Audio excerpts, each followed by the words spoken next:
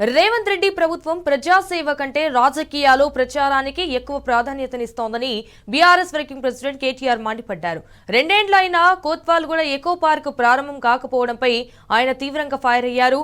13 నెలల క్రితమే పనుల ఆలస్యాన్ని గుర్తించి ఇటు ప్రభుత్వానికి సూచనలు చేసినా పట్టించుకోలేదని మండిపడ్డారు.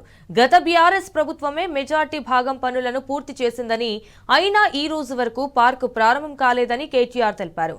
ఆయన హైదరాబాదీల కోసం నిర్మించిన అంతర్జాతీయ స్థాయి పార్క్ ప్రస్తుత ప్రభుత్వ అసమర్థత, నిర్లక్ష్యం కారణంగా నిలిచిపోయిందని ఆగ్రహం వ్యక్తం చేశారు.